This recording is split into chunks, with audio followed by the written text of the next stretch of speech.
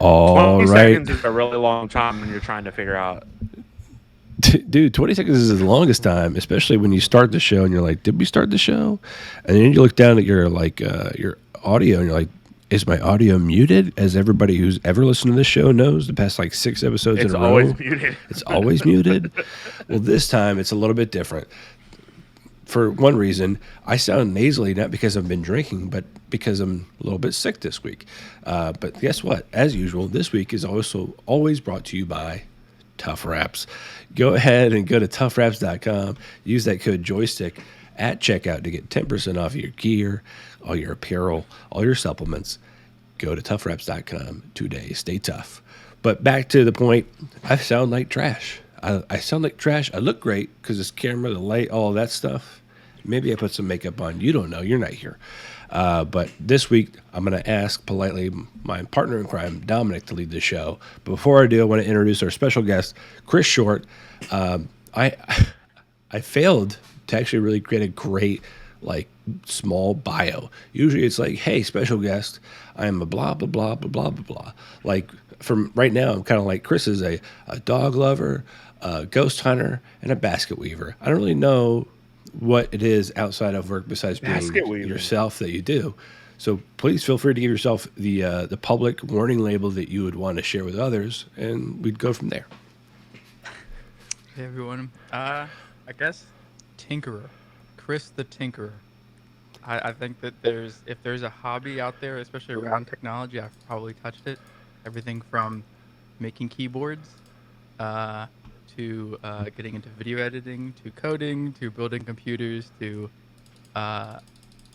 audiophilia, and building speakers. So that is a word you have to enunciate, by the way. Audiophilia. You have to be very. I have hemophilia. Is that similar? Yes. Niche word. I was gonna say because audio. How would you describe being a audiophile? Yeah. And Dominic just said he's a hemophilia. He's got hemophilia. He's a hemophiliac. So it's kind of like the philia is. I feel you. You know what I'm saying? I feel you guys. I feel you. So get out of here. Fantastic. All right, that's the end of my puns. I can't even talk. Dominic, thank you so much for stepping in and stepping up as always. After you, good sir. Yeah. So let's kick this shindig off. I like the word shindig. So we're going to start off with the state of gaming today. Not a whole lot in gaming. Psych, there's been a shit ton in gaming this week. But the first things first we're going to cover today is Gran Turismo 7. Yes. What happened? No, I was saying Gran Turismo 7. Did anybody? Oh, I'm sorry. Has everybody played Gran Turismo 7? Anybody played Gran Turismo 7? No. You know why? Because it came out the same week as freaking Elden Ring and all that stuff. And I was like, oh, yeah, that's right. Gran Turismo 7. The Gran Turismo came out, and we didn't even talk about it last week because there was so much more stuff to talk about. It's really difficult. Timeline. The gaming landscape is so difficult right now because there's a million games that are out, and there are games that came out months ago that I wouldn't really want to play, but quick blurb, Gran Turismo 7 is a 2022 sim racing game developed by Polyphony Digital and published by Sony Interactive Entertainment. The game is the 8th in the mainline Gran Turismo series, and it was announced on June 11, 2020 and released on 2022. Gran Turismo as a franchise is a staple for PlayStation. I mean, all the way back to PlayStation 1 with Gran Turismo 2, and then Gran Turismo 3 and 4 coming to PlayStation 2. And then I think 5 came to PlayStation 3, 6 to PlayStation 4, and 7. I can't remember there was one that was like not a numbered series for Gran Turismo, but as far as like racing sims are concerned, this is kind of like the top. It's always been the not competitor. Forza has always been the competitor to this because Gran Turismo came before Forza. But Forza kind of went into a different direction with Forza Horizon and did like the whole arcade sim racer thing, which I think right now is kind of like where my headspace is at. as far as racing sims go, this has always been a beautiful game that has kind of been grounded in reality. Any of you played any Gran Turismo? I'm interested to hear. Special guest first. I have not been much of a PlayStationer myself. I was team PC and Xbox. I definitely agree with your statements of like Forza though. Like I was like Forza 4 and 3 were definitely like I think the best two, and then just pretty much just like with Horizons and Horizon 2 coming out, it just kind of like I have no interest in more Need for Speedy games. I think Need for Speed takes that slice of the pie, and so. But I mean, Need for Speed hasn't been good since Underground 1 and Underground 2, though. That's like fair. real talk. I enjoy their revamped. Like Most Wanted was my big one back when I was young. Yeah. And so Yeah. like the revamped Most Wanted was pretty cool.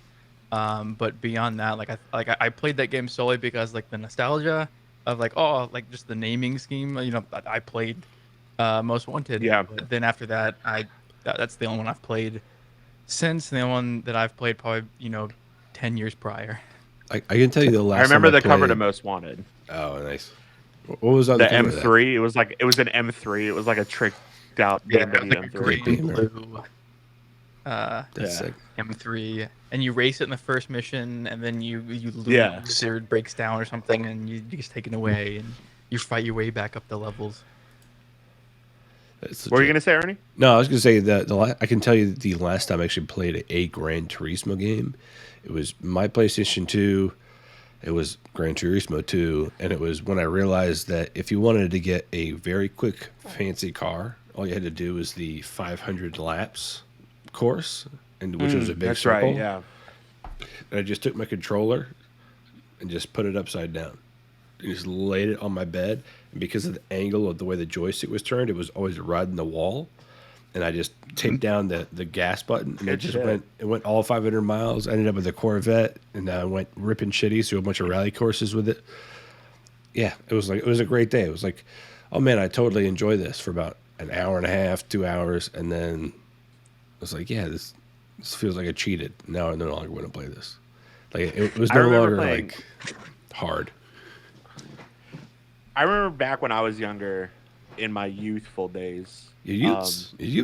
My youths, I played Gran Turismo 4 a whole fucking lot because that was like kind of like where it kind of the rally physics got into it, and like I was really into like JDM and like fucking initial D shit, Japanese cars and all that, and I had a like Mitsubishi Evolution 4 that I would do like these rally races with, and then like I know that James Brown was in the soundtrack because I remember like I can't even remember the song now, but I know James Brown was on it.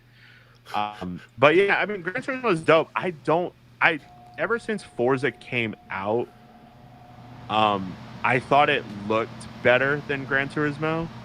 I thought the physics were better in Forza than Gran Turismo, but this is getting rave reviews. Like what I said, I think I said it last week when we had this show. Like I was listening to Kind of Funny Games, and they were like, IGN is going to give 3 10s out this year to games. They've given out 2, but like they've given out like 6 different fucking 9s, and this is one of them, which is insane. Like they gave out a 9 to this game, they gave out a 10 to Batman, they gave out a 10 to Elden Ring, which we'll talk about at the end of the show because my whole stance on that game has changed this week. And they gave out a 9 to Dying Light and a 9 to Horizon Forbidden West. And I'm like, there are too many fucking games to play right now. I think they gave it a 9 to Pokemon Arceus or an 8, and that's another one that I want to play. But this looks really cool. I'm excited. I hope we get a little bit of a break for game releases over the next like couple months, because like I have shit to catch up on. I can't just keep playing Destiny 2 The Witch Queen, which is all I've been playing for weeks until this week. I'm sure you just heard the entire internet just boo you. Boo this man. We want more games now. All the games. Give me the games. I make the comment every couple of weeks with us where we kind of like get overloaded with even just stuff to watch. Like videos take time and attention, right? Like you can't keep up with games, let alone keep up with all the TV and movies that come out. So I totally know what you mean. Like there was, regardless of where you slip in a game like Gran Turismo or Elden Ring or whatever, somebody's gonna win. And if it's a good enough game, it takes time to play through it, and then you enjoy it. If not to repeat it, then to at least continue through the campaign. And if you if you have to, like you got to miss out on some. Like there's going to be It's a loss. unfortunate. You know, there's going to be casualties of this like attention war, and it sounds like Gran Turismo might be one of them. I probably will not play this. I just won't. I there are too many other games that have my full on attention right now that I really, really like.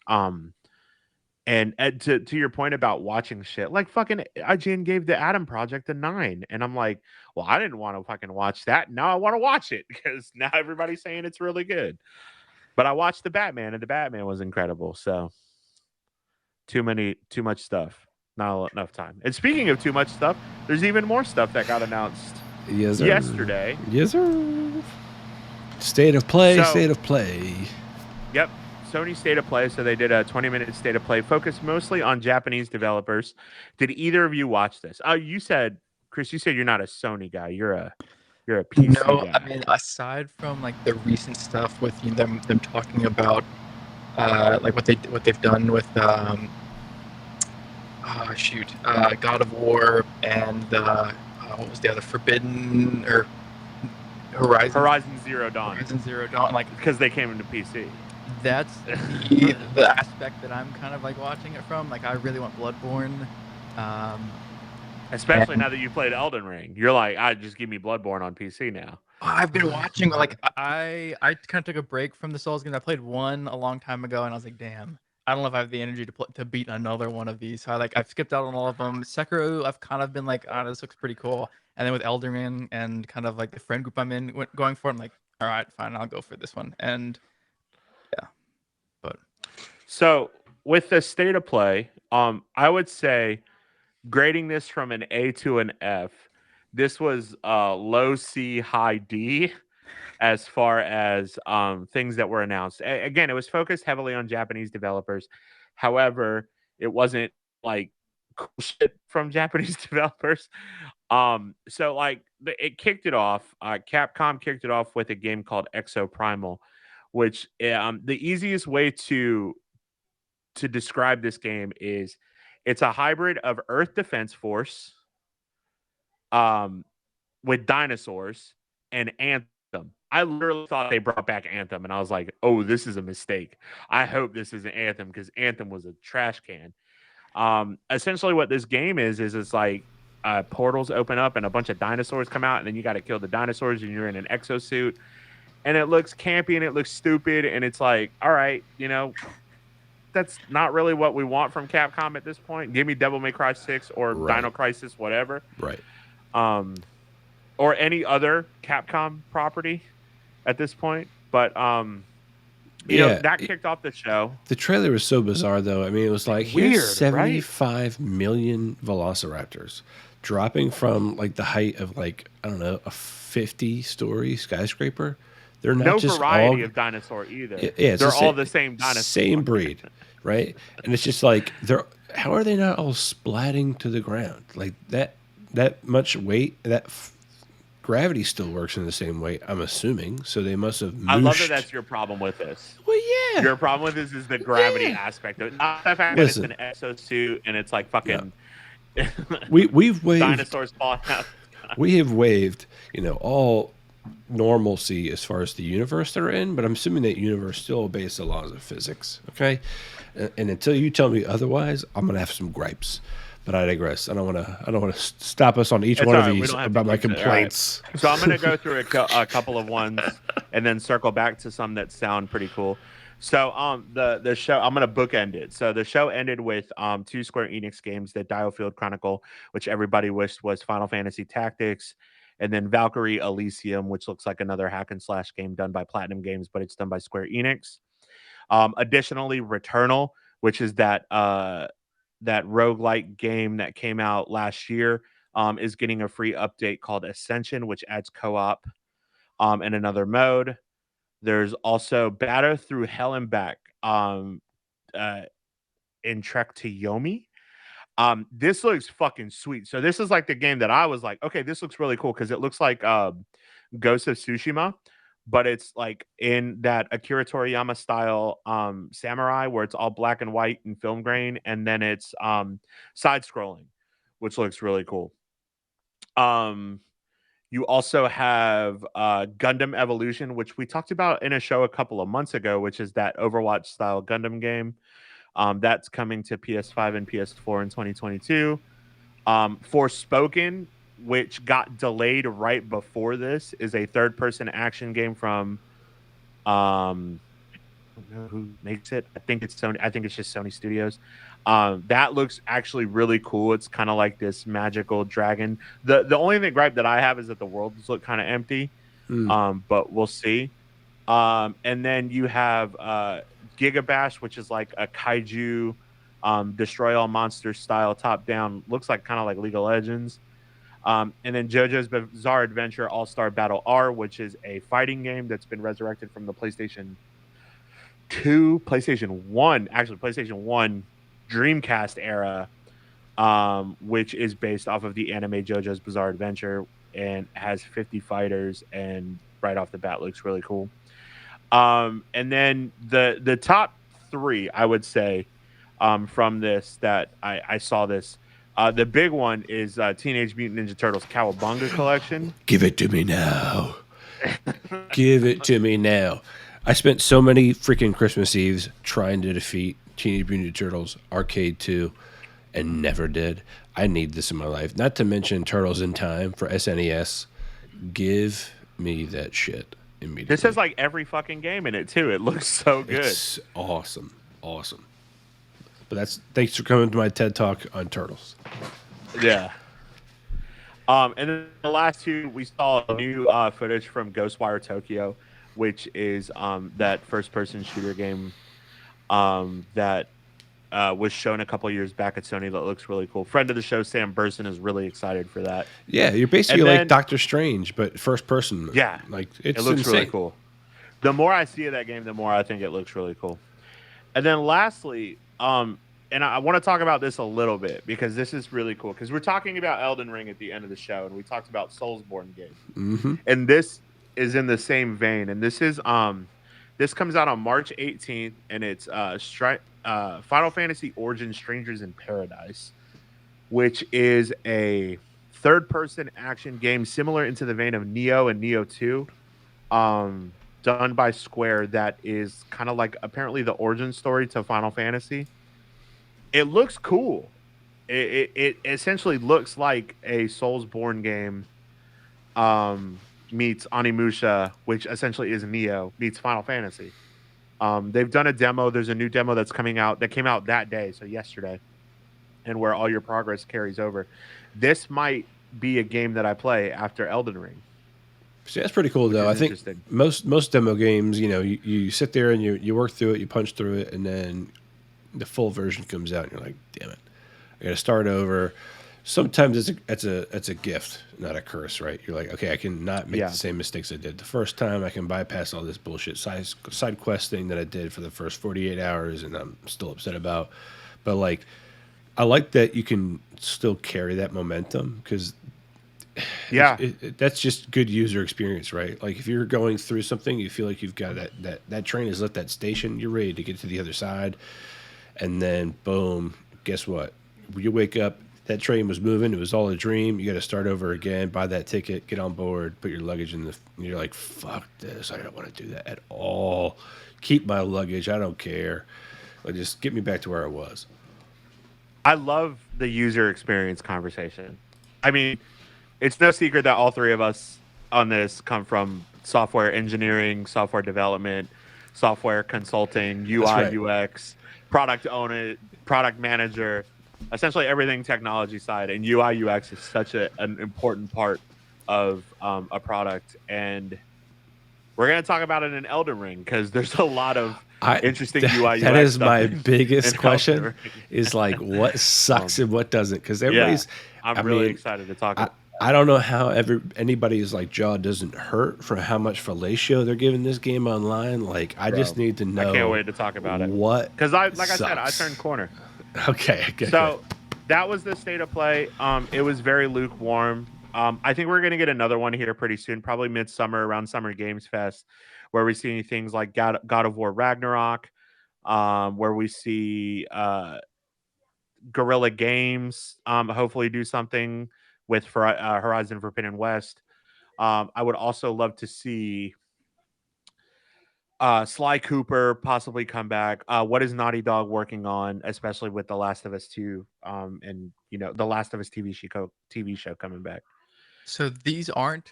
I thought the state of play was like a yearly thing that they came out with and just kind of projected things that would take place throughout the year.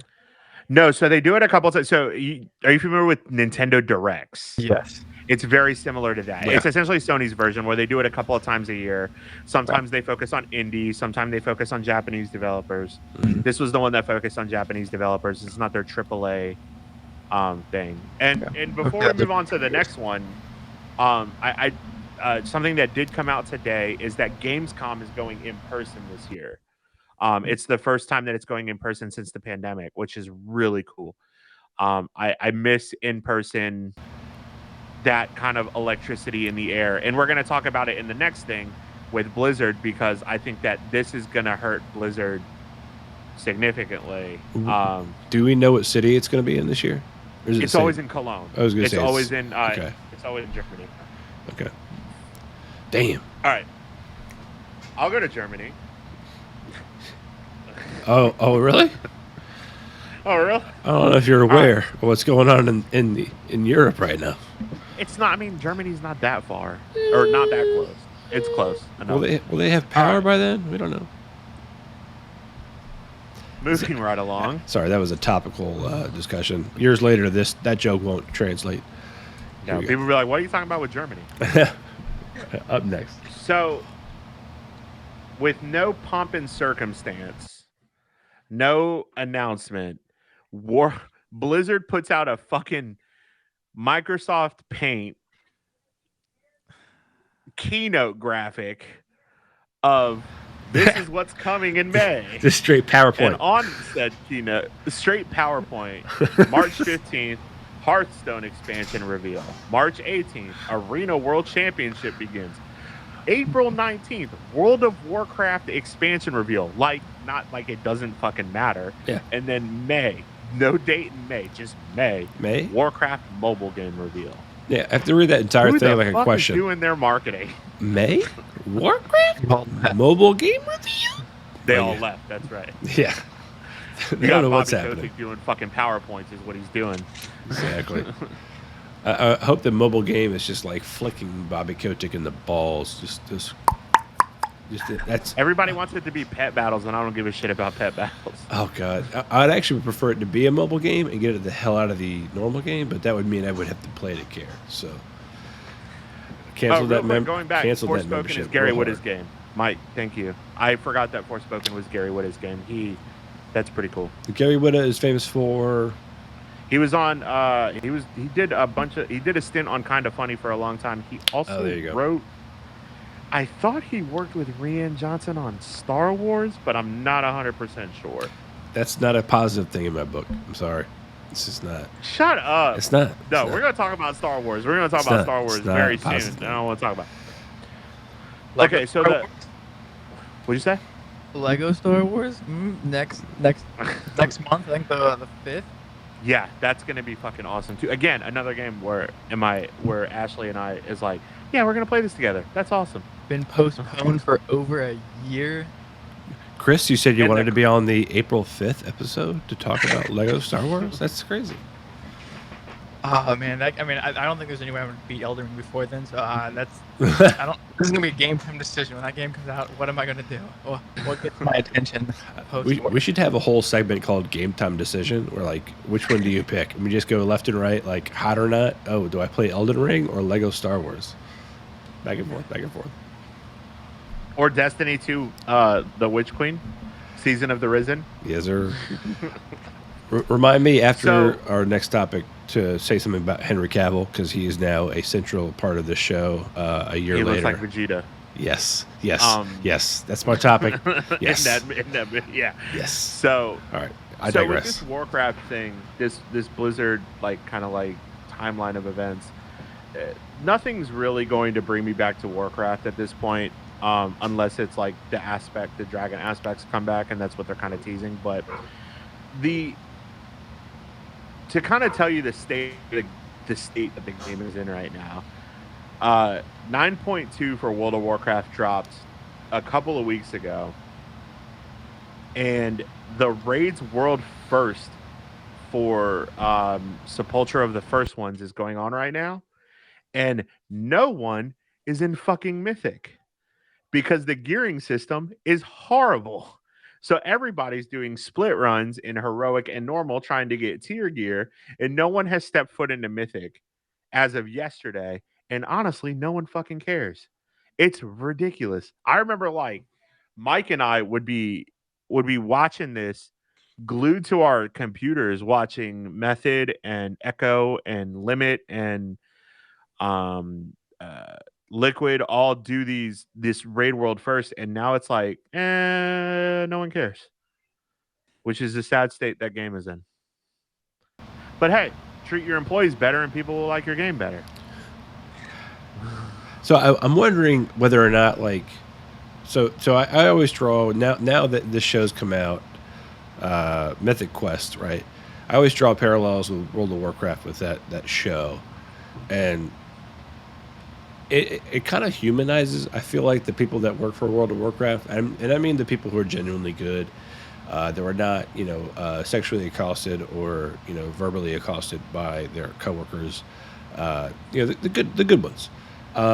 So in my brain, when you say things like there's nobody in Mythic and stuff like that, I'm just imagining a deserted hall with people standing in their cubes, staring at screens, monitoring traffic, and just a lone tear dropping down their face as tumbleweeds blow through the rows of cubes. That's what makes me want to play the game again. But at the same time, I'm kind of burn it to the ground. You got to start from scratch. Let's go. Change the name. Call it World Craft of War. Who cares? Just redo it all and start from the beginning. But yeah, that sucks, man. Especially if you're a diehard and you still play. I get it. I get the downside there. And at the same time, there's only one way to protest, capitalism, and it's with your money. But I digress. Think of the teams that make this this is their job. Yeah. Echo and Liquid. Well, Limit is not Limit anymore. They moved to Liquid. And then Method. These are this is these guys' job that play this fucking game. And don't get me wrong, there are thousands of people still watching this. Liquid Maximum, who is the raid leader for that team, had 36,000 viewers on Twitch yesterday watching them do heroic split runs. But to put this into perspective, Destiny 2 had its his raid world first on Saturday for Vow of the Disciple, and there were 350,000 people watching it on Twitch. It was the second highest game behind Fork Knife. So I know, fucking Fortnite. I love it. But yeah, I mean, we'll see how it goes. We'll see. I'm interested to see what the new expansion is called. They typically have a great trailer. Apparently, the cinematic for the end of this was terrible. But we'll see. And to go back to what Mike said, and you were shit talking Star Wars, Gary Whitta wrote Rogue One, helped write Rogue One, which is the apex. Rogue One is the apex of Star Wars. Did he sharpen pencils? Did he get paper? Helped is loosely defined. He's a writer. All right, listen. I'm gonna give Gary Whitta the benefit of the doubt because I've never heard of him until today. Although I've probably seen him in many things because I watch the internet most of my waking hours. However, Rian Johnson can still S&D as far as I'm concerned. Not mine. Stay away. All right. But anybody else. we're gonna do this one real quickly because it doesn't really matter. But Apple had its performance event on Tuesday, where they announced new hardware for the Mac platform, including the reasonably priced M1 Ultra. Not really reasonable. The Mac Studio, which is looking to replace the Mac Mini, the Studio Display, the iPhone SE, the iPad Air 2 2022 M1, a new Magic Keyboard with Touch ID, and then the green iPhone 13 and 13 Pro, which is bullshit because now I want a green iPhone 13 Pro because that shit looks fucking sick. Oh, you missed a good one. That shit looks money because it's green. You get it? Oh, it's so punny. I would definitely want to know Chris's opinion. Chris and I, during our daylight hours, I've heard the word M1 has come up multiple times. So I know we've been chomping at the bit for them to be used in our daily lives. So. The last remaining Unix developers on our teams. Like so many people have flocked away from their MacBooks into Windows world to try to program in our current environment, and I think we have 4 people now. Someone else was just recently brought on, and she requested a MacBook. So nice. There you the go. M1 MacBook platform is insane. Oh, it is utterly game changing. The battery life alone. I mean, I use my computer pretty regularly, and I have the new 14-inch M1. I literally haven't charged it in 3 weeks. The battery lasts forever. Holy shit. The performance is insane. It's snappy. That's what I do this is what I'm actually recording on. And instead of my desktop, which is, I mean, I have a couple of terabytes of solid state drive, 3900 XT, and a damn 2080 Ti. The M1 literally destroys it when it comes to speed, which is insane because what's your address again? I live in Cambodia, so I'm actually. Please tell me more. I live on a boat. I'm in international waters. There you go. Maritime law. If you rob him, it doesn't matter. But no, the M1. I love the M1 platform. I wish that game developers would develop for this platform because, I mean, the power draw alone, the GPUs, the discrete GPUs, are blowing all of the NVIDIA cards out of the water. Like. And yeah, performance per watt is insane. Yeah, I mean, it's definitely like they're kind of beating a dead horse because it's like they haven't even released the Mac Pro yet. They released the Studio. The Ultra can do 18 streams of 8K footage. Most people aren't even recording in 8K yet. Like that's like the Mac, the M1 Max already beat the previous gen Intel Mac Pros that were well into the 5 figures. And then you have this Ultra or this M1 Ultra that comes out, stuffed in this, maybe double thick Mac Mini, essentially making like a Mac Mini Pro, and it beats that. Like, where are they gonna go from there? Like who is gonna seriously buy this M1 Max or not? What was I saying? This M1 Mac Pro. I mean, if this Studio is already leaps and bounds over what already existed, yeah, and it's maxed out $8,000. I mean, that's a lot of money for a consumer, but for a small studio, or even I feel like a big studio. I mean, yeah, even for me, studio. Yeah, imagine how much greater this show would be if I had one of those. It would just be identical but crisper. It would be so good. No, to your point though, like to me, it's I love the name, and I'm just such a fanboy of the name, Mac Studio. That sells, man. That sells so hard. I don't care that I can't take it around with me. I'll drag a monitor wherever I go and plug it into a wall and plug this thing in because it weighs clearly like nothing. If you Dom and I know well the weight of a Mac Mini in our hands, if you just double I know that roughly weight, how far we could each throw a Mac Mini based on what we've done previously. I think there's for cooling. So like well over half of it is Yeah. like, the stock is just for cooling. it's literally negative space. Most of it's negative space. It's definitely going to be lopsided weight wise, but like to your point, it's so powerful. It's almost laughable, right? So to Dom's point, and I think what we're kind of getting is like, why is this not being the quickly adopted medium? Now, granted, I understand it's IP and Apple's developed this new technology and blah blah blah and licensing, and we don't have to get into the thick of that. But damn, I mean, if you're going to drop some money on something, then why not start there?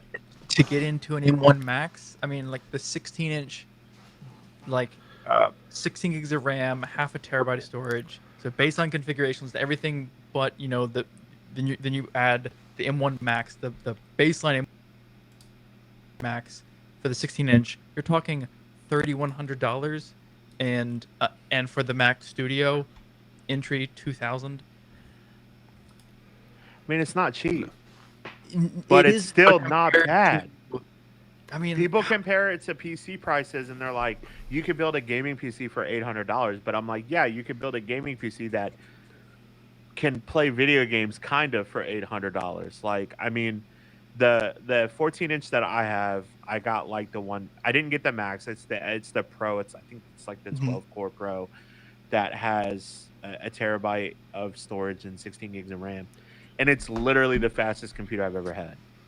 It's a laptop. It's a 14-inch laptop, and it's faster than anything I've ever used. It is to like doing more intensive tasks. It's like how quickly you can open like a web browser, how quickly you can open up every application at once. You've ever have you ever gone into your applications folder and tried to launch every single application, an old one? You're going to be sitting there for a while, and this thing can do it, almost simultaneously. It is. It's definitely. Sorry, real quick. So it's definitely funny that I just trashed the shit out of the Mac M1 and my MacBook Pro and yada yada. But here I am, literally on my Mac Pro, watching everything come to a creepy crawl because I just don't have the processing power. I guess I don't know. So hopefully our stream is not jittery. If it is, we'll pause and start again. But just an FYI. I have an Intel MacBook Pro for work, a 16-inch 10-core MacBook Pro, Intel 16-inch for work. And I have a 14-inch for my personal computer. The 16-inch seems like an archaic dinosaur at this point. It's a year older than the damn M1 that I have. And it seems like an archaic machine because I'm like, it's insane. Now, granted, I use that Intel one mainly for Windows, and Windows as an operating system is just fucking awful. ARM is the future. But moving on, and Apple has proven it. I agree.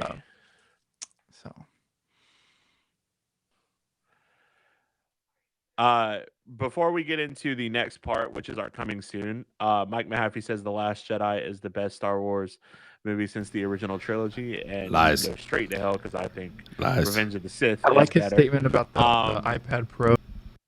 Because, so there you mentioned the iPad Pro having an M1.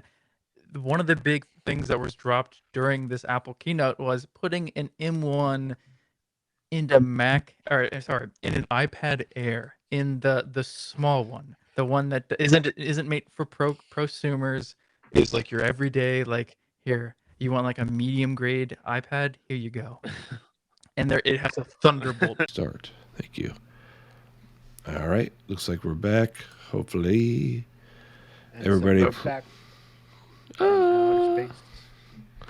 I just walked in to find that look upon your face. I should have changed that stupid lock. I should have threw away the key. So now go walk out the door. Walk out the door. That song always reminds me of Men in Black. Oh, I think we're okay. I'm seeing it. Is it jittery as hell? Because that's the big. No, it doesn't seem like it. No, it looks pretty smooth. When it first started, it was slightly jittery, but it looks like now it's. I mean, we're seeing it 20 seconds in the past, but All right, great. Because what happened was I got a little note here. Oh, nice. Thank you, chat, aka Mahaffey, for saying woot that you can see us again. I got a nice little notification here. It's like, hey, the encoding for your video is sucking. Turn down the settings. I'm like, no, you do better. Don't tell me what to do. You're not my dad. You're not my dad. What's funny is I'm looking. So just for the folks at home, we use OBS Ninja, and what's really super sweet is that it gives me some readings about our footage, and one of them is the CPU. It just says CPU is overloaded, and it's got a nice little fire emoji next to it. So Fire. flames, fire. Isn't that from? It's from IT crowd. Hell yeah. Fire. Call 911. That's the English. That's the American line. 0118999. Yeah. So yeah, welcome back everybody. Thank you for being patient. Here we are. Let's rock and roll. We're gonna cut out the dead air. Maybe we will. Maybe we won't. I don't know. It could have been funny. Maybe I wasn't really keep paying me attention. Singing, I Will Survive, because that made it in. Heard that. Yeah, let's not get a DCMA about that. That'd be great. But I'm just going to ensure that it sounds like we're back online, so let's rock and roll. Booyah, Yeah. shot. All right. Cool. So coming soon. We're gonna go quickly through coming soon because Artist computer's going to catch on fire. Yeah. No, why Chris is here with us, because I want to talk about Elden Ring. Yes. Yesterday was Disney Day. The Kenobi trailer dropped, much to the joy and crying of the entire nerdom of Star Wars. Not much to say about this. What? It opened. No, this is fucking incredible. It opened up with I can't remember the name of it. It's like the Song of Heroes or some shit, which is the duel between Anakin Duel of and Fates. Obi-Wan. Oh, the Song of Heroes. Excuse me. Yeah, the one. Yeah, and then like he's like, you see a young Luke. He looks just like Anakin. He's wearing Anakin's fucking goggles, and then he says, "Stay hidden," and then it cuts to black, and then you see Obi-Wan. You see Lucasfilms, and the chanting from Duel of the Fates comes in, and then the whole fucking world of millennials that loves the prequels lost their goddamn mind and is like, this is the greatest thing that's ever happened to Star Wars since Dave Filoni wrote the Clone Wars, which is true. Absolutely. And then we see a whole bunch of awesome shit where we see the Grand Inquisitor. We see a new Inquisitor named Reza. We see Sung Kang from Fast and the Furious as fifth brother from another one of the Inquisitors. We hear Darth Vader breathing at the end of it. We see Fortress Inquisitorius, which we saw in Jedi Fallen Order. This looks off the chain. The production, I guess, I don't know if it's just me, but doesn't the production value of this look just high? Like way higher than The Mandalorian and Book of Boba Fett. I have to go with that personally, mainly because they're in the desert. You know, it's Ewan McGregor. Like you're not gonna phone that in. You know, at the same time that the new planet that looks more like a Tokyo or a Hong Kong kind of Tokyo, like that new planet looks legit. Plus, you get these really slick shots of the Sith Inquisitors and that whole regime, if you will, and its location. Good. It looks so fucking awesome. Even just a little bit of like the teasers with the shadows and stuff like that. And I never watched Star Wars Rebels, so like my opinion on the head Inquisitor's aesthetic is kind of moot. I mean, we talked about we hit Cad Bane pretty hard when he showed up in Boba Fett. Spoiler alert. Sorry, Chris. But no worries. I mean, it's a guy. Okay. Yoda didn't look like Yoda, but there's a person with things on his face, and he's an Inquisitor. He looks badass. And when that lightsaber started spinning, where is he? I was ready for helicopters of lightsabers. So let's go. No, they do that in fucking in Rebels. They fly with their. Shut up. Yes, are you serious? That lightsaber is a propulsion, and they fly with it. Like a helicopter. I hope they fucking do that in this show. They do that. Bro, dude, you need to How, watch Rebels. how would Rebels that is not really- give away their location? They're coming. How do you know? The Inquisitors in the show? There's no hidden hand in this like there is with the Sith in the prequels. They're pretty much out there, and they're out there hunting Jedi. So they're basically like supposed to be just acts of God. You know they're coming. Here comes that tornado. A hurricane's about to crush you. Here comes an Inquisitor. That's wild. That's awesome. So, Chris, are you a Star Wars fan? Yes. Given his Lego reference, though, Yeah, I know. I I have know. to That's what I'm assume. saying. Hit me with it. What did you think? I've actually not seen. I've only seen bits and pieces of the trailer, and now that I'm sitting there thinking, I'm like, damn, I haven't actually seen the whole thing. I've seen It's a minute and a half. of it. If your day is that tightly wound, we need to talk to people I at work. secretly started watching it in the. I mean, 'cause it's so far off. Like, I'm afraid to get like the point of me sitting there going like, oh yeah, I'm so excited. I'm like, bro, you still have like So 2 months. far off. It's 3 months. It's 2 months. Not even 3. It's 2 months. It's May 25th. What are you doing? It's the day after my kid's first birthday. I'm trying. I mean, I just doxed my child, but I'm trying to see it the next day, bro. That's on my girlfriend's birthday, so I don't know. You just doxed your girlfriend. She's not even here to defend herself. We're gonna watch this. The day after my wedding anniversary. It's all important. I know. Happy birthday. Turn it on.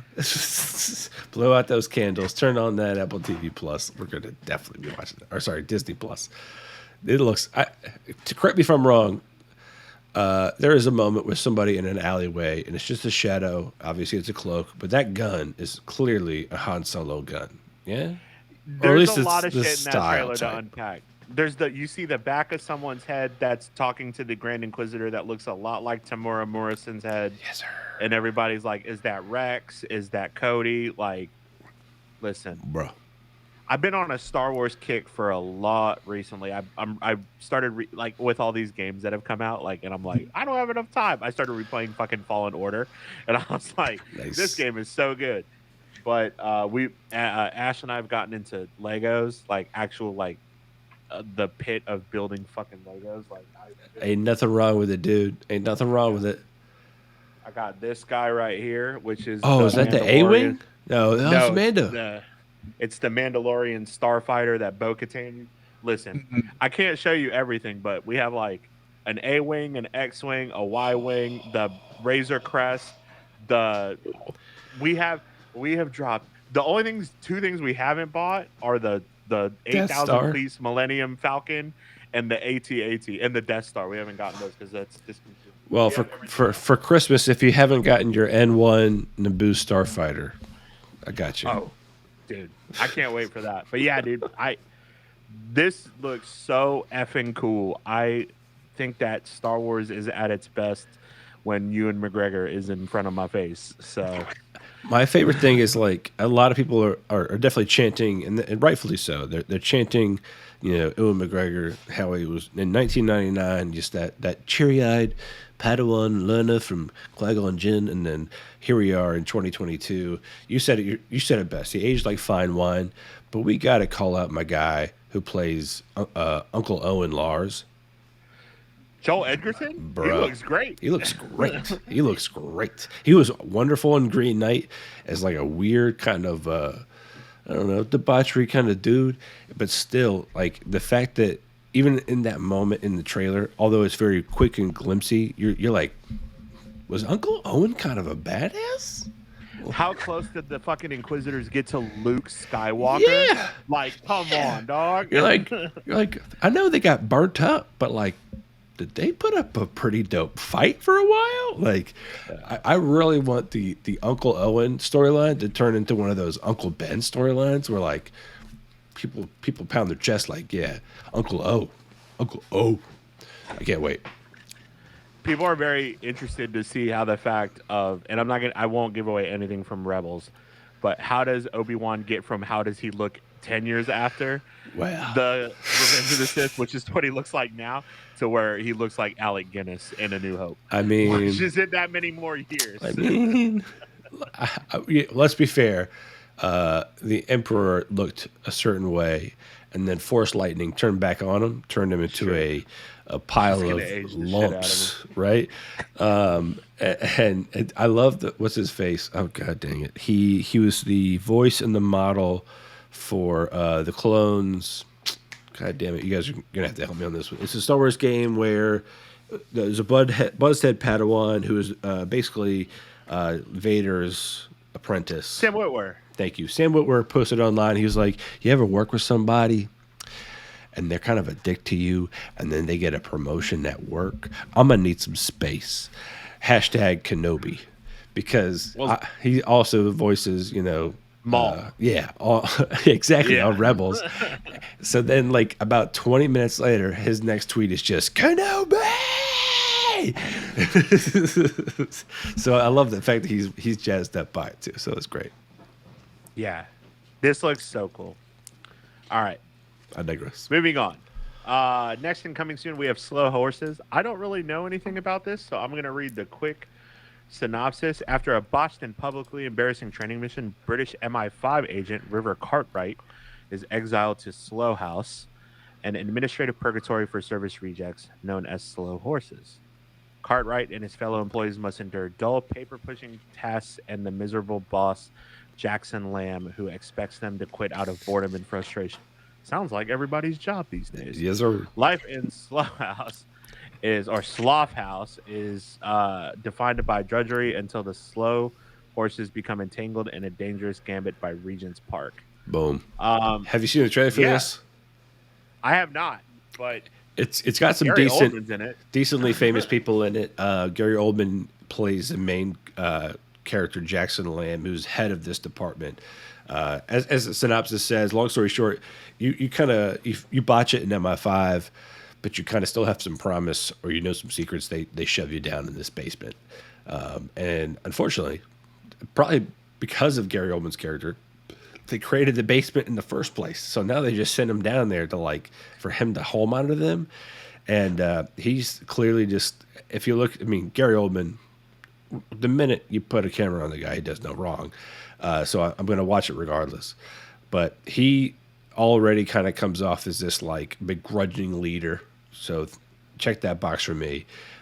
You've got people who clearly had enough skill to get the job in the first place. Now they're shoved somewhere and made to feel less than. Box number 2. And if you really want to turn this into a Bad News Bears for spies, let's go ahead and just add some drinking and debauchery, and then plus any kind of spy work. Let's go. I'm going to watch this all day, every day, twice on Sunday. I can't wait to see what this show does. It's based off a series of books that evidently were kind of well received. So it feels like a slow burn, at least by the trailer and given the amount of outfits you see during the trailer. So it's obviously not like a bunch of high impact moments from one-off episodes. But I loved him in Tinker Tailor, Toy Soldier, just being that kind of methodical, more rhythmic kind of spy person, taking his time, looking at things. I would love to see him in this role of a begrudging, irritated, grouchy, grumpy old man kind of mentor. So I can't wait to see. It's like Sirius Black, but older and less enthused about trying to kill Voldemort. You know what I mean? So let's go. I'm for it. So before we get to lightning round, I got 2 things to point out from the audience that old Mike Mahaffey said. One, Gary Whitta wrote the first draft of Rogue One and coined the title, so he didn't just fucking help. He's up on this. And then Mike also says Rebels is incredible and has his favorite Jedi ever, who is Kanan Jarrus, and that's Kanan Jarrus is pretty awesome in Rebels. You also see him in the beginning of the Bad Batch, which is pretty awesome too. But moving right along to the lightning round, a few of these. So I'm going to go quickly, and if we want to circle back to any of these for a moment, we can. First up, Gotham Knights sets its release date to October 25th, 2022. That's the WB Montreal game, centered around the Bat family after Bruce Wayne's death, which is pretty awesome. Snoop Dogg has joined FaZe Clan. Who the what? And will now Florence Pugh is reportedly in talks to join Dune 2 as Princess Irulan. Let's fucking go. I will watch her in anything. There's also another Dune casting today. The guy, Austin Butler, who plays Elvis in the new Elvis movie, is cast as the nephew of Baron Harkonnen. Yeah, previously played by Sting, right? Yep. The God of War TV series is eyed for Prime Video. That's pretty cool. Zoe Kravitz was rejected from the Dark Knight Rises audition because she was too urban, aka they didn't like the fact that she was brown. Antony Starr, who we'll talk about in the next section, was given a suspended prison sentence for attacking a chef in Spain, I believe. Okay. The Batman director, Matt Reeves, confirmed that the second spinoff series set within the universe will revolve around Arkham Asylum. It is important to note that the first spinoff series that they had talked about, the GCPD one, was canceled in favor of this. They are moving forward with the Penguin one still. The fourth season of Daredevil for Disney Plus has been officially announced and will be connected to the MCU, which is pretty awesome. And then both Super Pets and Black Adam have been delayed. That is not all that has been delayed. The Flash has been delayed to 2023. Aquaman Lost Kingdom has been delayed to 2023. The Shazam 2 has been moved up to 2022. And the Willy Wonka movie has also been pushed back. So the Isn't DC that 2022... crazy, dude? It's insane. They were like, I just saw the Batman, and they had this trailer in front of the Batman that was like, the year of superheroes. And then they fucking moved all the movies. 2 minutes later. Like, how much should you spend on that trailer to, like, you got to ring it out? We got to really ring it out, guys. We got to people hyped on it. And then, okay, we got our penny's worth. And then the next day, just nixed. All right. So, new releases is going to be pretty light. We have two today. The first being The Boys Diabolical, a series of animated short stories telling the stories of the universe of The Boys using various animation styles. I consider this like the Star Wars visions or the Animatrix of The Boys universe. Ernie, I know you like The Boys. I know this is like right up your alley. I cannot get into that fucking show. Why not? Why not? I like superheroes that are like nice. Like every superhero is a dick in this show. That to me is what makes it funny. Is like it's the same reason I think you'd appreciate the Guardians of Justice from last week. Like this universe is basically like, you know, what if your superheroes weren't like motivated by altruism, but like what if they were motivated by like money and greed? Or more specifically with Homelander, what if your superhero was like basically created in a lab and then brought up to be this, you know, showboating TV show host of a superhero, and then behind the scenes he's just a narcissistic monster who could level the planet if he wants. Like that to me is always, you know, that twist on, you know, what we hope would be a positive thing, and then changing it to be like the worst thing on the planet is always great. But this takes the darkness and then twists it even more to be funky. It's like an episode of Rick and Morty every single episode, plus this universe of just terrible, terrible people. It's awesome. I guess that's the same reason why I couldn't get into Invincible. Is like gratuitous violence for the sake of gratuitous violence. In my 30s, I've kind of gotten over it at this point. Like, The Boys to me has the same aesthetic as like Shoot 'Em Up did. That Clive Owen movie with Paul Giamatti back in the day. Don't act like you. I know you saw that movie. And like, I you know, yes. I think that got it. Thank you. The acting in The Boys is good. I watched the first season and I think Antony Starr is a sociopath as Homelander, and he turns out that he's kind of a dick in real life too. So that kind of tracks. Which is dang, dude, like come on. Right. Like, you're becoming a household name. You don't want this to be the reason you actually become a household name. Like, what are you doing? I would love to give The Boys another shot. The same thing I would love to give Invincible another shot. Just because I think that given, you know, the time, I would probably thoroughly enjoy it. I I just the opening scene of the fucking boys is Trainwreck or whatever his fucking name, running through a woman Blow. and Yeah. it just explodes her. A And I'm like, train. A train, yeah, running Just through a woman. he's going yeah. so fast he doesn't even see her and just tears through her. Terrible. Yeah. Horrific. It's yeah. I mean, it's I not, guess you don't see that, granted, but you do see the effects of it. right. Exploded all over her boyfriend. But I guess I'm just getting old, Ernie. I guess. no, I mean, I I'm just totally becoming listen. not fun. I totally get it. If a dog gets hurt in a movie, if a kid gets hurt in a movie, I'm out. I won't watch a movie if a dog gets hurt in a movie. That's also part of the reason why I don't like this show that much. Is the you okay? All good.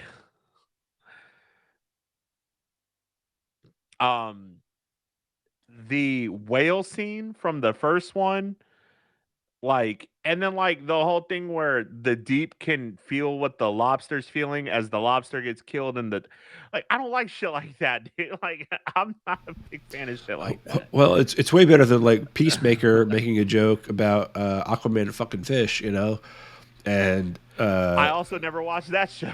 the irony being that Aquaman shows up and he's like, I don't have sex with fish, dude. And then Barry Allen's there like, is it a joke though? And he's like, fuck you, Barry. Like, that's Why hilarious. They keep pushing these movies back. That's It's because they keep showing up in other fucking movies and they're not filming their own goddamn movies. Honestly, I'm kind of okay with it. I would much rather have Sure. a cameo from all of like the Justice League and all these random one-off shows than to like for the next 2 years to ever have another movie until we get the second Man of Steel. And I don't know if it's a joke or not. I don't know if you heard about this online or whatever, that Henry Cavill's face is technically owned by Netflix for 2 years because of The Witcher. Because of The Witcher, like a small typo in his contract with that. But that's hilarious. And before I move on, because I forgot it coming soon, with Apple's announcement and all this stuff coming up for Apple TV, obviously we all saw Henry Cavill's new haircut. And Chris, if you didn't see it, it's more or less big hair, straight up the sides, and then blocked off on top. And the internet went abuzz with it. My favorite thing is like, what did they do to my boy? From Harry Potter and Cedric Diggory. And it was his hair like that. And all these people are just hammering what he looks like. Dom, you mentioned Vegeta already. Some people were It's got the Vegeta hair. some people were like, he looks like Chet from Weird Science. He looks like, and mine was like, he looks like Steve Martin from My Blue Heaven. The jerk. Yeah, or the No, jerk. My Blue Heaven. Or like, or people like he looks, or like He looks just like Steve Martin from My Blue Heaven. or like Drago from Rocky, like that hair, or Guile from Street Fighter, right? Like it's very it's much, It's dude, very it's so bad. But at the same time, that's probably to the character. There's no reason to do that man dirty like that. Like he's clearly not trying to schmooze somebody in that scene. He's supposed to be hated. And if I'm gonna tell you right now, I'm gonna hate that guy haircut. If you have that haircut, sure. I'm gonna hate that guy. I'm gonna hate that guy haircut. It's terrible, but I right. digress. Moving right along. So the last new release that we have is from, which is another one that I'm still kind of cool on, but I need to watch it. In a nightmarish town in Middle America that traps everyone who enters, unwilling residents fight to stay alive and search for a way out, but they are plagued by the threats of the surrounding forest, including terrifying nocturnal creatures. That is the most vague description of this show. Yeah, that's pretty much fucking. That's. I feel like what Twin Peaks could be described as that. Right. Right. Something's killing the children. Is that premise? This show even. What's the one with Scott? Is it not? It's not Scott Kahn. Not Quantum Leap. I can't think of the Scott Bakula? Eureka. It's like that. It's like it's a town that keeps everybody. Exactly. So this show's kind of funky because when you first watch it, long story short, the show takes place in this town. The show's called From, and this is my own personal thought on why it's called this. When you enter the town, you can't leave it. And the way you enter the town is you get off on an exit. You're in your car. You leave some exit somewhere. Doesn't matter where. It could be anywhere. It could be Florida, California, Idaho. It doesn't matter. You get off on an exit. You happen to be in the wrong place at the wrong time. You run across this tree in the middle of the road. You get out. You check the tree or whatever. Crows amass around the tree, and then you can say, "Okay, can't go this way. We'll back it up. We'll go back to the highway." And then we'll get off the road.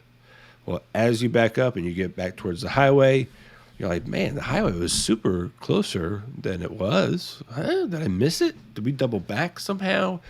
And then you find yourself on this infinite loop that loops through this town and back into the woods, and then back again through this town and back into the woods. You're stuck.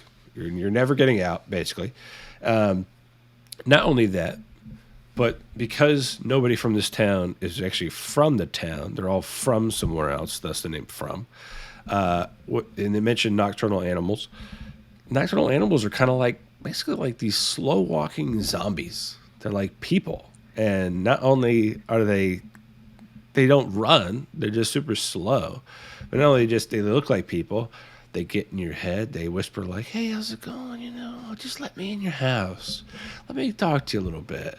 The whole town is under the knowledge that these things exist. When they try to get to you, they turn into these crazy, ferocious creatures. Long fingers suddenly come out, huge needle-like teeth. It's awesomely scary. It's a great little fun time.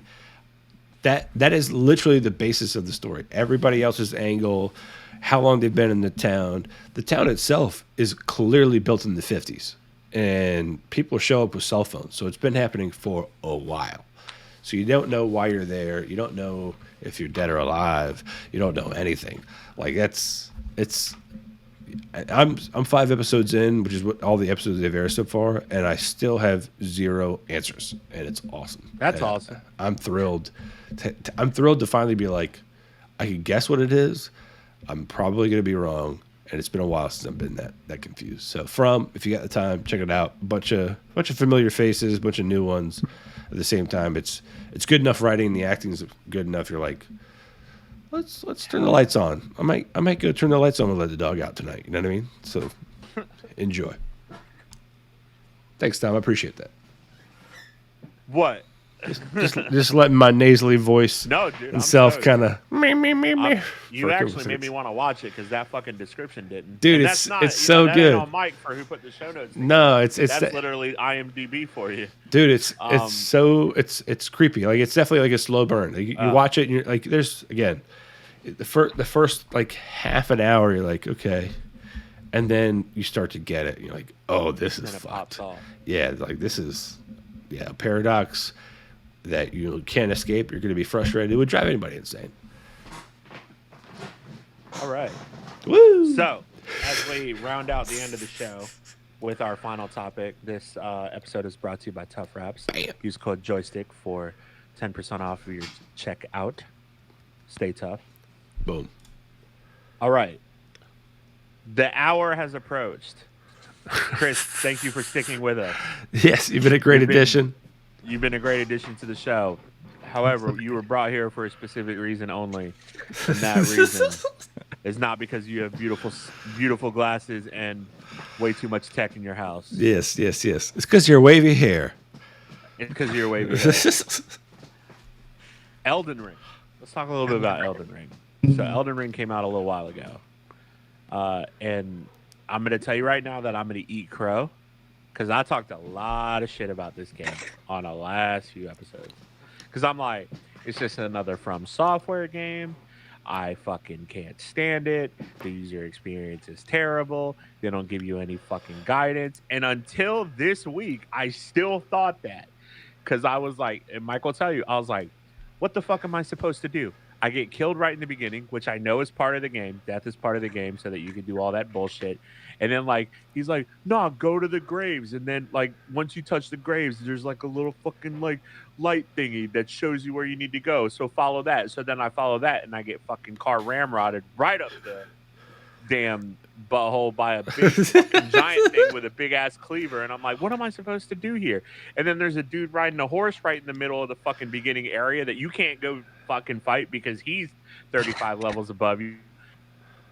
And then Mike hit me with the try this little build video out, and I spent fucking the last 15 hours of my life fucking playing this game, and I'm like, oh, it clicked. Once you start getting shit, it just clicks with you, and you're like, man, this game is fucking awesome. But that's my experience. Talk to me, Chris. It's very interesting. Like, have you played any of the Souls games prior? I played Demon Souls when it came out on PS3. Okay. Religiously. And now it's Sekiro. Those are the only two Souls So games. you've been in this longer than I have, I guess. Or apparently. I've only played the first Dark Souls prior to this, but I've watched enough gameplay of the rest of the ones, and my high school friend group is pretty devout to the Souls games. So I definitely think it's super interesting hearing that, because like I definitely was super confused right off the bat, like, and that was alleviated pretty quickly with playing this like at the same time other like friends were playing it, and like so they were kind of like, no, you needed to do this, like, so I could see where if you're playing by yourself, you've not played, you're a little fresh to the Souls games, you're like, fuck, what where do I go, what do I do? Like, it wasn't super clear that that little tiny gold wisp is where you're supposed to go. Yeah, it's like, right. what is that map? Why is there a stain, like a little gold like streak right next to the But I don't know. So- I'm interested to hear what your newfound enthusiasm is, because I definitely think that this has a different, like, a much different flavor than the rest of the ones, at least. And it's interesting just how much like attention it's gotten from non-Souls fans. Well, so humor me real quick. Just kind of giving a dialogue, like 2 minute diatribe of what's the point in the first, I don't know, say 3 hours, the storyline of that. Okay, you wake up, well, you're naked, you don't have any weapons, you don't have a shield, whatever. Like, how does it kick off? And then why do you think there's so much confusion up front? And why do you think that user experience is so shit? You can go anywhere. If you take a starting item, you can fight a boss super early, much earlier than you should. It's very, like, there's a lot of freedom. And so you basically wake up as if you were inebriated and you had a roofie the night before that wiped your entire life out, and you're just like, all of a sudden you're faced with this like boss that you're not supposed to beat. If you do, you get like special weapons, and I think you end up like, I don't remember how you transition. I don't know if you like pass out. I've never beaten it. I just know that I've heard that you can, and that you get good loot from it, but I don't know what actually happens. Some of you transition to like, you end up, I don't know if this is spoilers because it's literally like the first 10 minutes of the Right. game. You end up you go for it. in like this cavern, and there's a dude there, and he's like, go down there, and there's this big hole, and you're like, I don't know. So you can wander out, or you can go back, and it turns out if you go down the hole, it's like the tutorial, and there's not a lot of guidance, but weirdly at the same time, I feel like I can say this is the most approachable Souls game. It is. Which is a weird duality. The fact that like you have no clue what you're doing, I think you do need some guidance, but in terms of like, this is the first Souls game that had it, or Souls-like game that had a jump, aside from Sekiro, which I feel like is kind of an outlier, but like jumps didn't exist. The fact that like I forget all the time that you can dodge things by jumping, because that didn't exist before. But Ernie, you hit the nail on the head. You wake up and you're like drunk, and you're like, what do I do? And literally the game says, you can do anything. We're not going to tell you what to do. You can go to this castle, and then you can try to fight this guy, and you can do this guy. And so what really clicked for me is literally Mike sent me this video and says how to get very powerful very early on in the game. And it's by a guy named Poir Gaming. And the guy that did this, I played Neo 2 religiously. I played Neo 2 for like 500 hours. And Neo 2 is very similar to the vein of Souls, like the Soulsborne games. It's just faster. It's way faster. It's like a hybrid of Devil May Cry meets Dark Souls, or Onimusha meets Dark Souls. And this guy, Poir Gaming, was like, do this, this, this, and kind of gives a route of where to go and all that stuff. And I did it, and I got this sword called the Sword of Night and Flame, which gives you like an attack that does like this sweeping fire move as your heavy attack, or it does like this fucking Kamehameha wave as your light attack. And I'm like, okay, this is what clicked for me, because now I can go back and like kill shit. And now I'm like really into like the places that I went. And boss Godric, and I'm like, all right, cool. Like I'm like into this shit now. Like, where do I go now? And this fucking game, because Mike told me that there's like a second level to the fucking map, and I'm like, what do you mean there's a second level to the map? So, see, like I'm not even that far along in the story. I've spent so much time just exploring, like. And that's what I'm doing. Yeah. Like I'm at Godric right now, but I spent so much time. I found, like, my friends told me where the first colossal weapon you can easily get to. It's called the Great Sword, and you have to go out to the Kaled lands and retrieve it, and it requires a ton of strength, and so I've been leveling that up. But it's like the amount of that, like, you can approach it from so many different ways. It's kind of just so you can just simply, you know, kind of bulldoze your way through, go through all the bosses. Like I have a friend that has somehow beaten it. He just finished his third playthrough, in which he basically just tried to speedrun it, and it's just like basically proving, because we're like, no, there's no way. And like each boss taking like maybe 10 times. The amount of versatility, like this is, I don't, you know, this might be getting a little far, but I feel like in terms of like playability and the amount of freshness with each thing you do, like the different ways you could play, it's very Skyrim-y. Like I think it's going to be that type of game in terms of like people still playing it.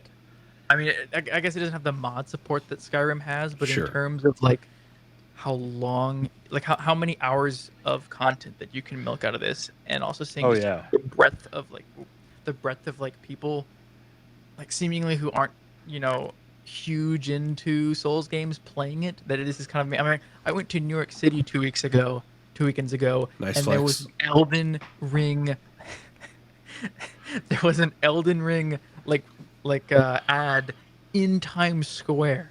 That's like, pretty big. That's pretty big. I've never seen that. Like, maybe for like Battlefield like 2042 that level, but I also never been to New York City or to Times Square, so I don't know. That's a common thing. Yeah.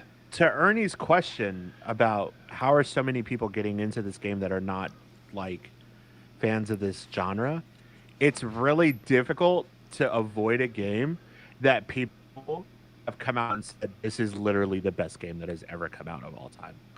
So like regardless of whether you played a Souls game and you go on the internet and you go on Twitter and you have fucking journalists that are like, this is the best game that's ever been in gaming and it's incredible. True.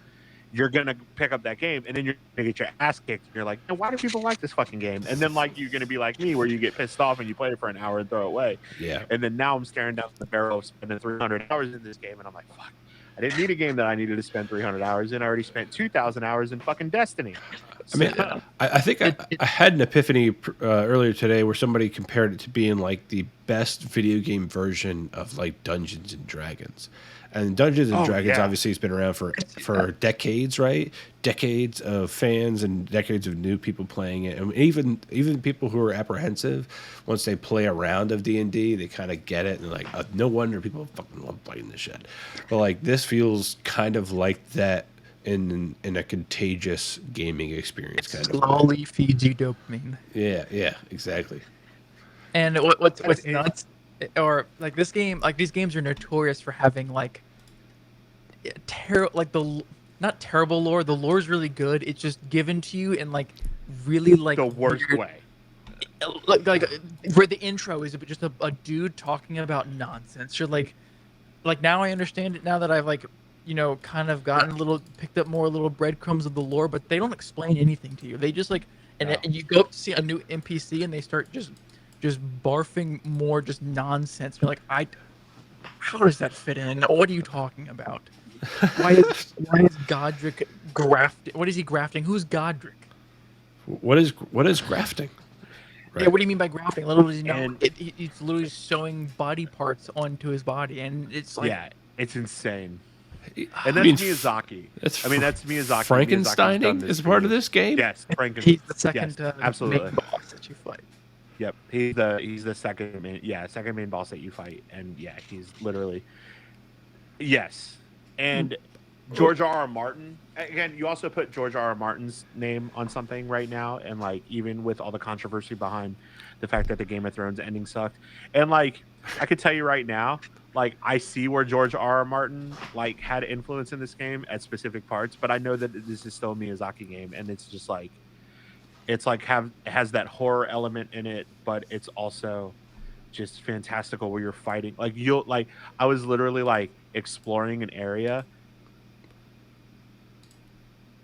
Skyrim by having like a dragon that's fucking like 400 feet tall just fly in and just fuck my shit up, and I'm like, what just happened? Why you gotta do me like that? Yeah. You could turn around a corner and like when you first enter, like this is a castle you have to go in, and there are these like really I don't know what you like NPCs that are like they're so easy to fight. They look like these really like Slenderman, like old people. They're so easy to fight. But then like towards the end when you're about to like leave the caverns of this dungeon, you turn a corner and one just comes up and backstabs you, and depending on like how much armor you're having, it can kill you, and it's like yeah. But it's so fun. The game is so fun. And like what you were saying about Dungeons and Dragons, you're 100% right. You can play that game however you want to play it. Chris was talking about he's doing the strength build where he's going to have this great sword and do that. I'm playing an intellect and faith build where I'm going to be like a sorcerer, but also a battle mage that uses a sword. You can do all of that shit. You're trying to build Gandalf. Right? That's what I'm doing. Oh yeah. Are you kidding me? I'll show you I'll send you a video clip of the attack, and it's like Harry Potter and the Half-Blood Prince. No, the Half-Blood Prince where they're in the cave and Dumbledore does the fire thing. Oh, nice. Air. It's just like that. That's it looks just like that, and I'm like, yeah, this is fucking. I definitely saw a Chamber of Secrets. Let's whip out a basilisk out of the ground that suddenly just spits cosmic fire all over everybody and just decimated somebody earlier today. Yeah, it's so fucking cool. I've got some serious FOMO. I guess there's like a tree sentinel that's kind of a bitch that everybody's complaining about. I was talking about. It's the first guy you see after dying the first time. Like you wake up and you're like in this cavern, and then you go out, and that's what's really cool because like the Dark Souls game, the Demon Souls game, when you wake up after that first death, you're still in like a dungeon. And then you go out, and then it's still dreary, and it's still like, and even in Bloodborne, it was just like that too. When you open the doors for the first time, the world is bright, and it's massive, and it's beautiful, and you're like, okay, this is like Breath of the Wild. Right. Much less depressing than much less yeah. But yeah, the tree sentinel. Yeah, he's right fucking there. He's literally right there, and you're like, oh, I think I'm supposed to go kill that guy. And then you walk up to him, and he hits you one time, and you're dead. What I saw was somebody had basically did all the side quests, right? And they show up, and they're like, all right, I'm going to try this out. And they basically mimicked and just let their mimic fight the tree sentinel. Yep. And won. I was just like, okay, I've heard the tree sentinel like 3 different times in the past 24 hours on 2 different Slack channels. And clearly, that's nobody to be fucked with. And like a sentinel just whipping that out. It was like he was just walking around watching it, just sitting. Like I don't know if you can tell your character to sit, but he was perched up on like a little bit of a ledge, just like watching it like it was a gladiator fight. And, like there's this ghost mimic just going head to head with this supposedly beast of and now I know first boss. So like that kind of stuff I love. And of course, you guys have probably seen the viral video of the dude chick who basically had no armor on and was just sidestepping and slightly slipping away from another like early boss. It was just a shield, a small wooden shield, and like a great sword, basically. So like I feel like that's going to start to happen. And Chris, you already mentioned speed runs, so like that to me is like that's one of those things where I love a game, but at the same time, if I hear about a game and I don't hear any flaws, I'm kind of like, fuck that game. Like I want to hear like somebody just conquered it, Oh. and it's attainable before I play it. Like I don't want to go into this knowing it's just gonna be the There's a lot of worst. blood boiling. There's a lot of rough edges to this game too. All right. Oh, Like really? right Okay. off the bat, this game ran like fucking shit Oh, on PC. Like it did not run well. They had to patch it like day one. They had to continuously patch it. It runs like shit. The UI and UX of fucking these Soulsborne games. It's very overwhelming. Before Yeah. you get used to it, it's like, what is all this information? Like there's no pause button, or you can pause it now, but like you have to go into like 18 different submenus and hit like the Konami code to fucking pause it. Like there's some rough edges around this game. Like, and there's also like there's very frustrating parts where you're like, you get iframed by a fucking boss, and you know that you dodged something, and he still hits you with it and kills you, and then you're like, This is still a This is very bullshit. like a hardcore game, because they're the previous Souls games haven't had pauses. So like this is a very, it's like I wouldn't even say gentrified. Like it's just like No. instead of having like it just has like a nice easy on ramp into the hardcore Yeah. game genre. Like it is a hardcore game. You can be sitting there looking at your map, and you kind of forget where am I supposed to go? And then you just like start getting attacked. You're like, shoot, what am I hearing? You unpause and you're dead. Oh, okay. So there's not even like pausing. Like it's No. like real world all No. the time. You're looking down at Yep. your map. It's like playing an MMO. If It's you're- like playing an MMO, yeah. If you do Oh. hit the map button, or if you're in any of the menus aside from the very main menu, which is like choose your save, yeah. there is no pause. Oh, No that's pausing. obnoxious. Well, it's And real then, life, right? also, Like, like if you're playing this game, like you can play co-op, and you can have someone like join and help you, which is really cool. But there's a flip side to that, where someone can invade your fucking game and then go and kill you. Like, I mean, and just be an asshole about it. So I mean, And- it's Enemy scale. So if you have someone in your world, it's not going to be like it's not the same difficulty as if you're just one person. I know bosses and mini bosses scale. I don't know if mob difficulty scales.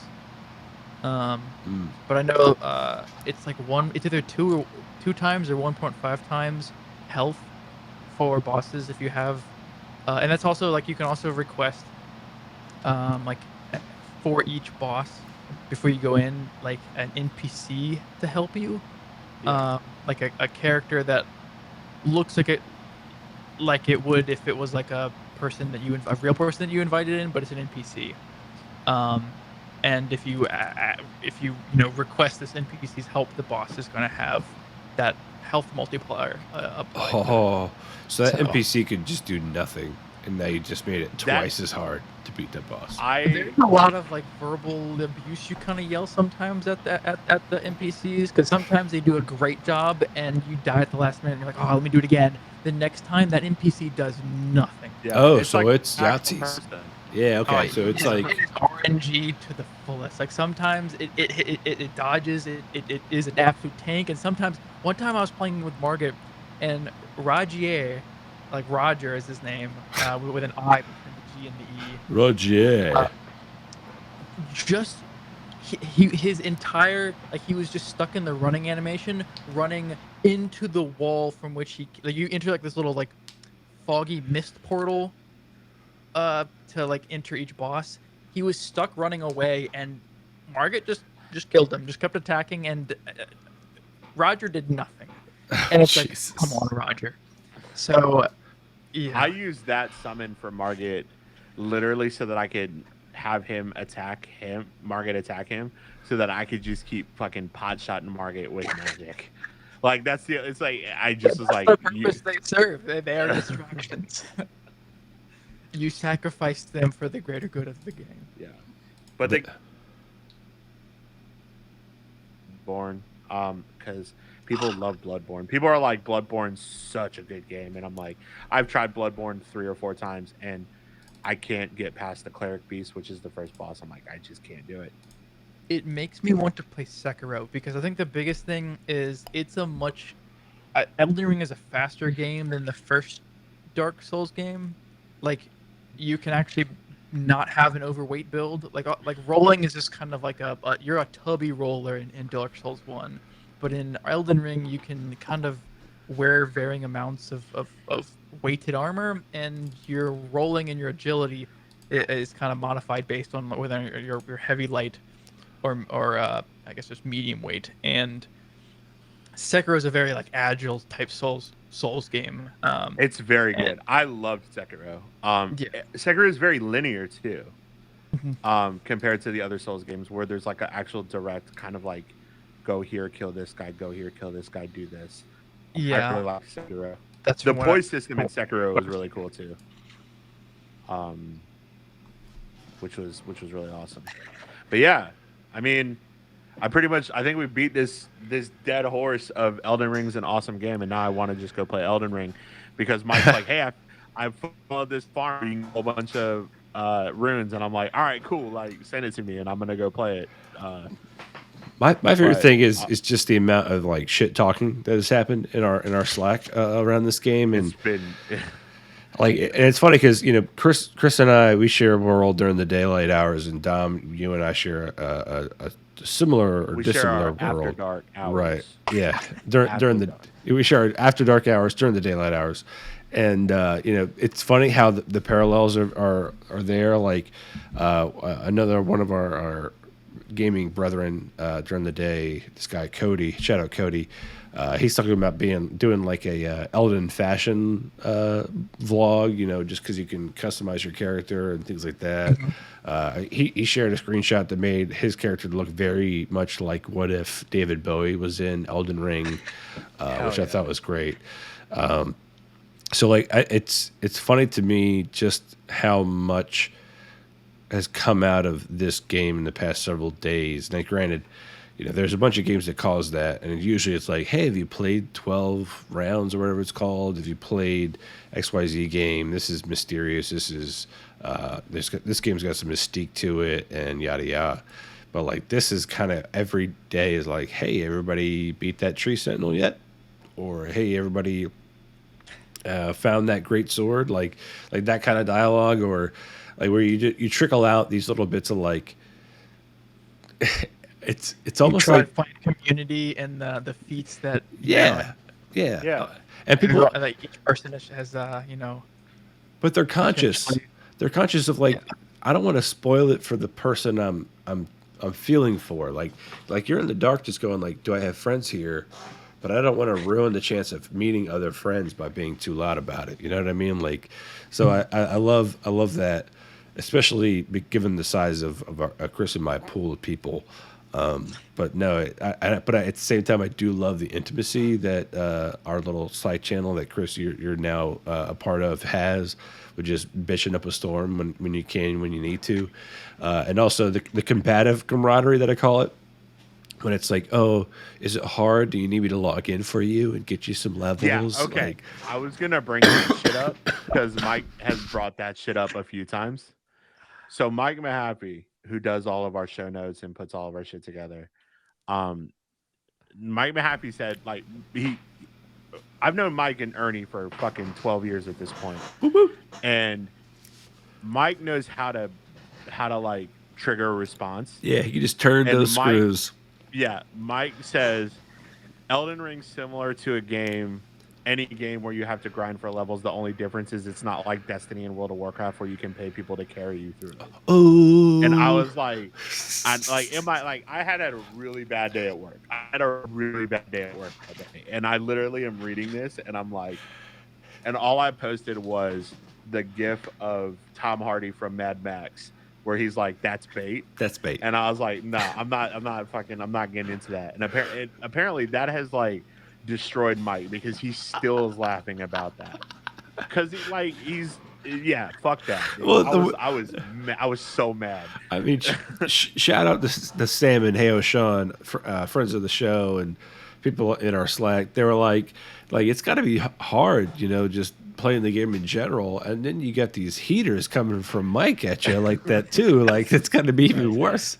Like that's definitely not great. But you come to what you think is like a safe place, a tree of trust, and then you just get poo-pooed on by your friends. Like that's not great. And then like you said, like he like half-heartedly says, "Do you want me to log in and help you get some gear and some levels?" And I'm like, "Nah, fuck you, Mike. I'll do my goddamn stuff." I'll do my own levels. Shit's great. It was really funny. It snapped me out of that really foul. I was in a really foul mood, and it snapped me right out of it. I was like, this is really funny. Like he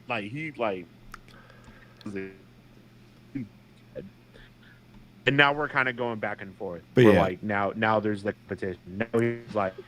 Now I was like, all right, I beat Godric in fucking 2 tries, and he's like, oh, I beat that motherfucker in 1 try. And I'm like, God damn it. But that pushes us forward, and that's what makes this show so great, is that little bit of friction. And again, I appreciate you, Chris, for joining us tonight. Dom, thank you for hosting. It was an honor to be on. Thank you for inviting me. Yeah, thank you. I've been talking about this so much in our You're daily playing on lives. PC? He finally heard it. He's finally here. You see the format? It's fun. You know, there's people just jib jabbing. I forgot are you playing on PC, Chris? Yes. All right, fuck. I'm gonna have to buy Elden Ring on PC. There you All go. right, Look at that. I didn't even know it's not cross-platform. It's not. I play it on Xbox. I have it. I feel like that's not now like a requirement in 2022, Yeah. especially with 2021 being like the year of cross-platform. I know 2020 or maybe the start of that, but yeah. I didn't mean to cut you off, Ernie. You were closing stuff. I just wanted to know what he was playing on. Awesome. So, Dom, you want to wind us down? Yeah. No, but Chris, thank you for coming on. You said you were kind of talking. Do you do Twitch? Like, do you have something to plug while you're here? Hit us up. I've streamed, I think twice. It's in the single digits. I wanted to get into like coding tutorials, but I just kind of the amount of effort needed to like continuously be able to spit out content like on a regular basis was a bit overwhelming to realize like, wow, this is a lot of work to get this rolling. So at the moment I'm not on the Twitches, I'm not on the YouTubes. Well, you can be on here whenever you feel like. There you go. We appreciated having you. Thank you all for joining. Thank you all for watching. Catch us on YouTube at Joystick Maverick, and catch us on Twitter, and catch us on Instagram. As always, I am your host, Dom Irvin. I am joined by my boy Ernie Hawkins, and we are joined today by our main man Chris. So thank you. Have a great night, everyone. Thanks, guys. See ya.